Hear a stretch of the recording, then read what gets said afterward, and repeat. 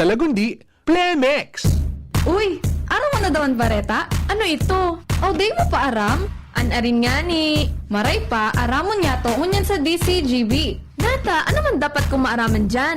Ata, magdaog kita. Aramon niya to ang kakaibang mga informasyon, mga istoryang mapapakinabangan bago ang panguntuhan. Totoo yan! Uya na ang programang Aramon Nyato digdi sa DCGB. Kaiba si Mardela, Aramon Nyato.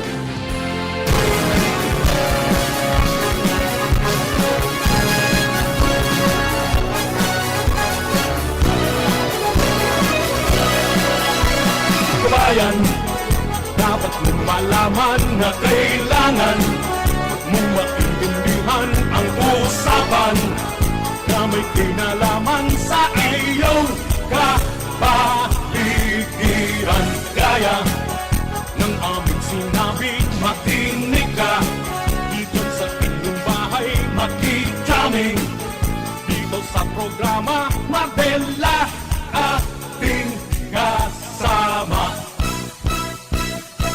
Pakinggan natin si Mardela, samahan natin si Mardela sa balita, issue at sa komentaryo. Kay Mardela tayo ay panalo. Bang Tugang, good morning! I'm gonna knock on your door, ring on your bell, tap on your window too. If you don't come out, Good morning, Luzon, Visayas, Mindanao. Welcome po sa programa. can ring Aram mo niya itong niyang pong Aldownin Friday. gonna knock on your First Friday, out your name. kan bulan. Wake up, Kaya hanggang alas 11 lang po kita hindi sa programa. Kapag alas 11, papasok po yung ating mga kaibigan, mga kasama dyan po sa Department of Trade and Industry para sa usapang consumer at negosyo. sleep, So, doon sa mga kababayan natin, mga tugang, sheep, antabay lamang po sa mga updates pakali po sa Department of Trade and Industry. And sa mga mises, there. rikas-rikasan, taon to na naman. Good news para sa inyo. May rollback na piso. Ang kada kilo kan liquefied petroleum gas, Tonight when the nangangulugan na 11 pesos ang mababawa sa 11 kilogram na tangke. Ayos na yan. Pwedeng mag-ibog-ibog naman ngunyan ang takad kan maluto.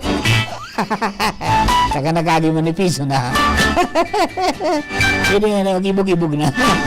Alright, plano technical. Kasabay po natin dyan si Ronald Baldo. Yaon man si Jerome Nico Martinez sa DCGB Social Media Department. Newsroom. sheep, Yaon dyan sina Jenny Matthew Baleran at saka si Ciara Meliron. Si Renan sa News Online Facebook page. Yaon po dyan si Jimos Barrios. gonna knock on Sa luwa sa Mega Force Patrol, pag-iriba tayo siyempre ang Stuya Pong Field Commander, Chief of Reporters Jimmy Nasalita, dyan sa 3rd District. tonight. Yan man si Angel Mustasa sa Legazpi 4th District as in Regional Center Site. I'm gonna knock and ring. Joshua Bino sa Daraga area. Yan si Karen Ala, dyan po sa Capitolio Provincial. Partner Alar Mario, kasabay tapo mga tugang dyan sa City Hall, sa Sorno Party ka mga barangay sa Legazpi. Bell, Yan man siyempre, mga tugang si if you don't come out tonight, Jomar Bien sa First District of Albay. knock and ring and Mga tugang 10 days na lang bago po mag-eleksyon. call out your At siyempre naglolo po ang Mayo. name. Sa mga masunod na aldaw, mga tugang may maabot na mga importanteng tao sa buhay mo. Ang pangaran, leader. Little girl, Ano na? kiss instead of Ako po sa lingkod, Mardela dahil ibang salit sana. Pero tiyan. Yan po tabi adi, o magpasiguro kita kanaguran-uran po sa Bicol Region. Epekto po yan, mga tugang kan pigubantayan na low pressure area kan pag-asa. Pero pinag-rule out man po na mabilog ini na sarong ganap na bagyo sa mga masunod pong aldaw. Pero yun po mamatayan ta mag-uran-uran, no? Kaya duman sa mga kababayan ta pasiguro sa nakita pirmi, magayon man yan. Good news yan sa mga farmers ta. Ta kahit pa paano, mga tugang na dugdug sa mga pananom na dito nag-aaralang because of extreme heat na namamatayan in some other parts of the region. some other parts of the province, maray sa mga naranis sa salog, tati pa nakakabaribi po kita. Pero marami na akong pahagi para, sabi nga ni Kayan, masustineran ta, han pang naipok ang pananom mga tugang, gigamitan kang garuswiro bagang style, garuswiro, ngani na sustenido po ang tubig, nagay po ang mga pananom ta. Iyo ba? Alright, sa mga kababayan po niya to, 10 days before election day, and padagos po ang preparasyon kan sa tuya pong mga kapulisan, padagos ang preparasyon kan sa tuya pong mga personahe sa sinopisyal kan Commission on Elections, and padagos ang pagparumdom mga tugang sa tuyang mga butante ka mga dapat niya itong giribuhon. So, 10 days, pero ang kampanya, mga tugang 8 days na lang, dahil bawal na po mga kampanya, pitsa 11 at saka pitsa 12. So, ang gabos na mga kampanya, pagrelibot, mga tugang sound tracking, mga pag-house to house, mga pagtribuna, mga meeting de avance, mga grand rallies, mga tugang will end 12 o'clock, mga tugang sa pitsa 10 na matanga nin Mayo. Ano? Iyon naman yan ang ultimong panahon kang pagkarampanya. Kaya duman sa mga kababayan ta, sa natatada pong 10 aldaw, maglista na kamo ka mga dapat po niya itong burutuhan. Mga pangaran na matabang na makapag pakarahay kan sa tuya pong buhay. Di ba? Kan buhay kan mga individual na nasa vulnerabling sektor, pagkatapos siyempre pagpakarahay kang gobyerno. Tangon niyang pong eleksyon, kaya na po nilang national and local elections because may bubuto ang bukitang 12 senador. Adi, 12 out of the 64 candidates, 12 po ang pipiliin nindo dyan, dahil pwedeng magpasobra ng boto, pwedeng magpakulang, pero dahil nanggad pwedeng magpasobra ta, pag nagpasobra mga tugang, magiging invalid yan. Sayang kang boto nindo sa gabos na binurutuan nindo kung sumubra. Di ba? Kaya pag sinabing ngaya vote 12, 12 sa nananggad. Magpili ka mo dyan kung sisay duman sa 64, ang mga kaya magrelista ka mo. Okay. Pagkatapos, mga tugang, sa baba kayan na mga senador, yan na po sa mga district congressmen. So, kung digdi po sa tuya, sa Albay, igwa po kitang tulo na mga kongresista from 1st, 2nd, and 3rd district. So, kung saing ka mo duman ka mga boto. Dahil pagboto sa taga 3rd district, na naong kumun sa 1st district. Yeah. Tandaan po nindo yan, tayo hindi masayang. Kung taga 3rd district ka, ang iboboto mong kongresista, so taga 3rd district. Yeah. O ang kandidato dyan sa 3rd district, si Congressman Didi Cabredo, pagkatapos mga tugang si Adrian Salceda, Mayor Adrian Salceda, kang Banwaan ng Pulangi. Sa 2nd district, ang kandidato po dyan sa pagka-kongresista, si former Congressman Christopher Co, kan nakubicol party list, ngunyan po kandidato na bilang regular na congressman sa 2nd district, ang kalaban si Congressman Kaloy Loria.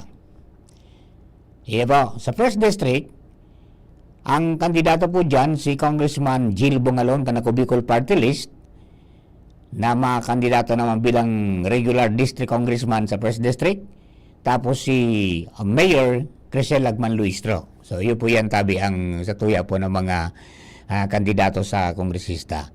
And then, siyempre, gobernador, vice governor, mga board members, tapos mga konsihales, mga alkalde, vice-alkalde. Sa likod, kambalo, tayaon po dyan sa party list.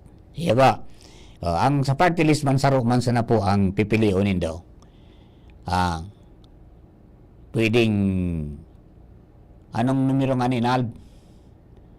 So, paborito mong kanta 131. Day mag-overvote, tanganin po day masayang. So, arog po kayo ng pagboto tabi. Ano? Day masyado magidali. Mag-ilingon mang giraray tabi. Ang siyadong bubotoan. Although, may sabi na maski na 15% threshold, ako una bibilangon na. Okay? So, we will clarify on that, mga tugang sa COMELEC. Pagkatapos, sa maabot na pitsa 5, gigibo na po ang final testing and sealing kan mga ACMs na garo i-distribute na ini sa pitsa 4 sa lambang mga presinto. Yeah. Okay, o bueno, mga dugang tanang mga istorya, alin po dyan sa luwas this time, nasa linya na, at tumagiriba mga dugang Field Commander, Chief of Reporters, Jimmy Nazalita.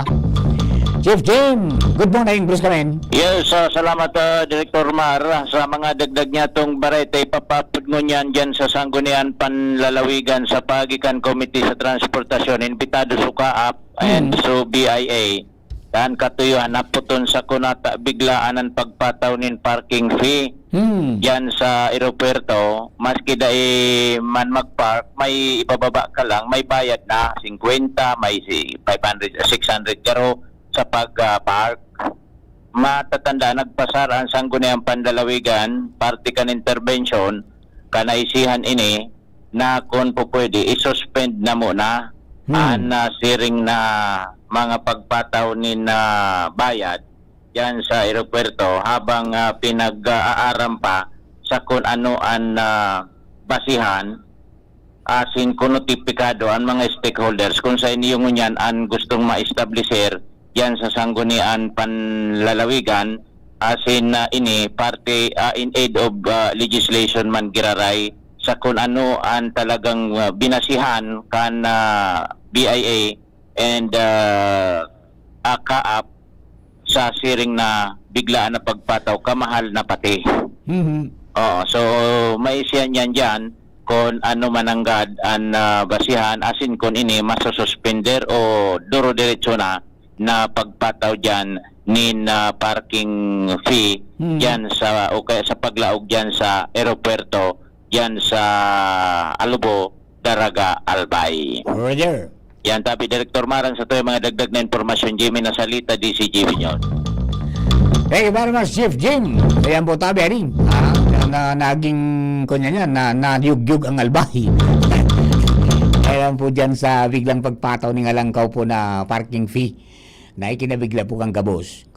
Nagiros po Sangguniang Panlalawigan, yan po, pipa po. Ang aning magpaliwanag, ano ba talagang basis, bakit bigla ang ganyan. Hey, alright. Di duman po sa mga kababayan o mag-iringat kita, mga tugang sa pagdadrive, sige po andakol ka mga na-embel to sa road crash.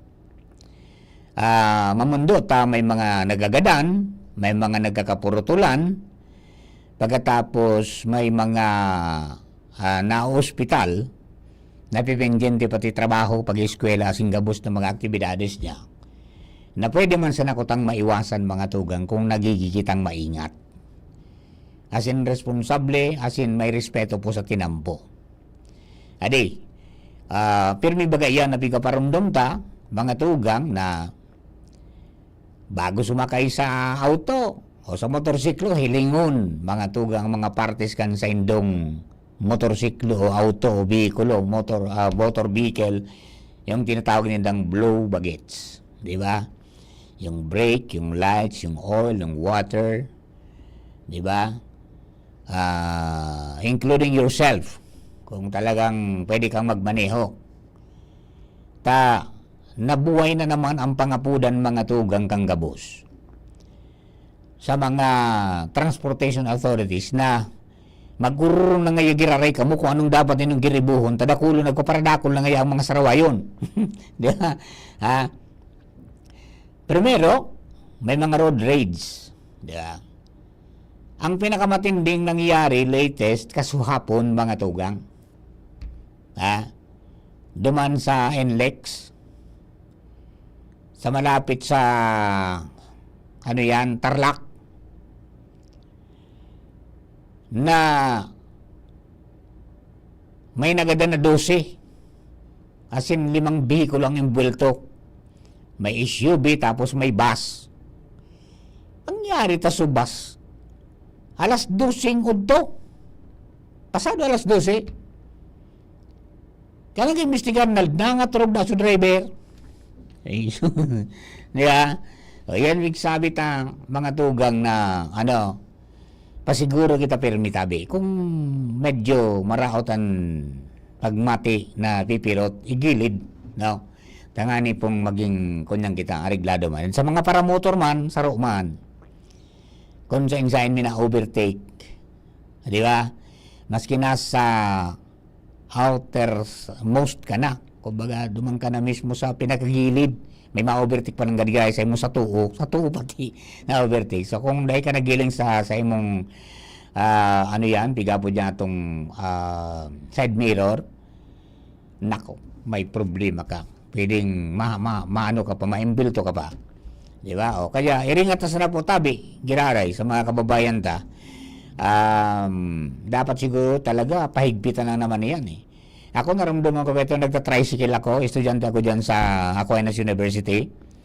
Ang klase ko ito hapon eh, kaya umaga nagta-tricycle ako dyan. Kaya ito, pag nadakop ka, mas-seminar ka ng medyadiyak, nalb. Maski ka may pantubos, dahil man sa imong tatao ang sa imong lisensya kung dahil ka mo na mag-seminar. Refresher course, medyo nabuwas-buwasan ito sa mga pasaway, ngunya nagkuparadakol na naman, no? So, kaya yan, sabi ninda, ngaya, magururo naman kung ang mga dapat, although ang kadaklan mga tugang ka mga nangyayaring road crash, kasalang kan driver. Kasalang kan driver. Kaya, sa kawaran ng respeto sa nagmamaranehong iba, pagkatapos sa kapabayaan man mga tugang kasi ng mga pigmamaraneho. Iyo.